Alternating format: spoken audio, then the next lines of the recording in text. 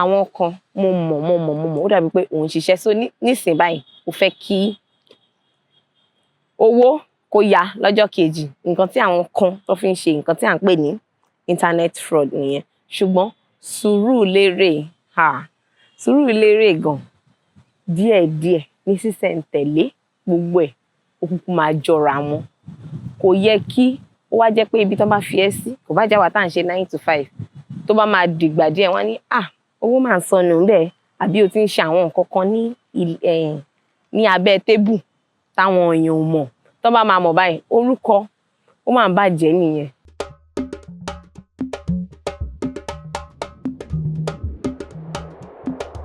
Ọmọ Yorùbá ni mí. Ẹ ǹlẹ́ o ẹ̀yin tèmi a kú àyájọ́ ọjọ́ àwọn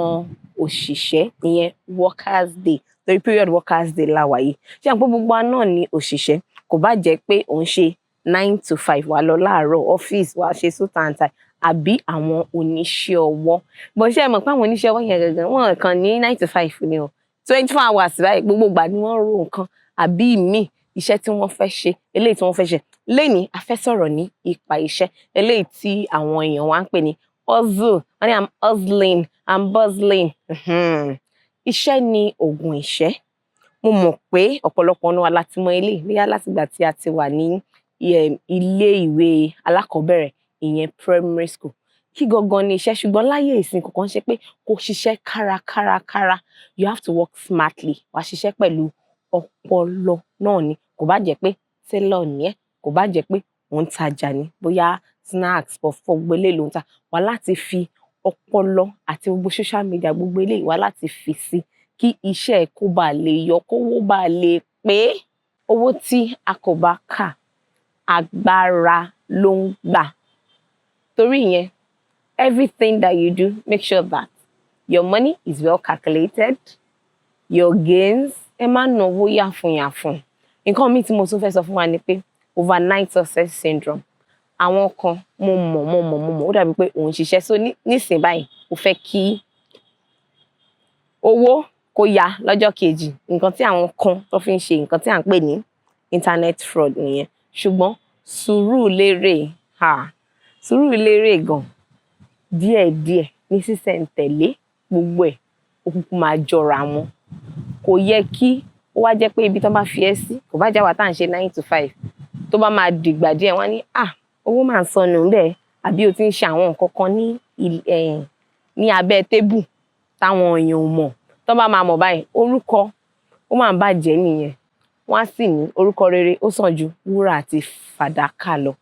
ẹ má jẹ́ kí torí owó ta fẹ́ ní nísinsìnyí mo mọ̀ pé generation tá a ti ẹ̀ wà yìí báwọn èèyàn ṣe lo ọmọ 16 ọmọ 18 máa sọ fún ẹ pé èmi fẹ́ dolówó o kí n tó pé 20 kí n ti kọ́lé wọ́n tiẹ̀ ti ń kọ́ à ń rí ṣùgbọ́n ṣé ọwọ́ wọn mọ́ ẹ jẹ́ kí ọwọ́ wa mọ́ fún iṣẹ́kíṣẹ́ tí a bá ṣe nǹkan míì ni pé pẹ̀lú iṣẹ́ tí à ń ṣe yìí ẹ jẹ́ kí a fẹwọ́ wẹwọ́ collaborate with people call people do partnership kò èèyàn kan báyìí wọ́n á ní pé igi kan kò ń dágbó ṣe nísìn ní generation tá a dẹ̀ wà yìí tí n bá jẹ́ tailor tí n bá jẹ́ teacher máa pe àwọn èèyàn tó bá jẹ́ tailor ní máa pe ẹni tó jẹ́ content creator máa pe ẹni tó jẹ́ pé ó máa ń lọṣọ nísìnyí gan tailor oríṣiríṣi ni wọ́n pín iṣẹ́ wọn sí ọ̀tọ̀ lẹ́ni tó máa bead ọ̀tọ̀ lẹ́ni tó máa ránṣọ ọ̀tọ̀ lẹ́ni tó máa gáṣọ ọ̀tọ̀ lẹ́ni tó máa lọ collaboration gbogbo ẹ̀ adẹ́ẹ̀dì adi òdìdí kò sí iṣẹ́ tí a bá máa ṣe kò bá jẹ́ content creator kò bá jẹ́ pé o ní business àwọn company gan wọ́n ṣe collaboration company with company wọ́n ṣe business with business so that business yẹn iṣẹ́ yẹn á lè gbòòrò ju ti tẹ́lẹ̀ lọ torí pé ó sàn kéèyàn léèyàn ju kéèyàn lówó lọ tí nǹkan kan bá ṣẹlẹ̀ ta ni o fẹ́ pè ta ni o fẹ́ ràn ẹ́ lọ́wọ́ débi tí wàá dé ibi tí o fẹ́ dé láti ga aláti fi ọwọ́ wẹwọ́ mo mọ̀ pé fún àwa kan wọ́n fún wa ní holiday àyájọ́ ọjọ́ àwọn òṣìṣẹ́ yìí kí ni ìwọ ń fi ọjọ́ tiẹ̀ ṣe sórun lásán ló ń sùn ni àbí òun wò bí iṣẹ́ tó ń ṣe bó ṣe máa gbòòrò sí torí ọwọ́ kan báyìí kì í gbé ẹrù sí orí share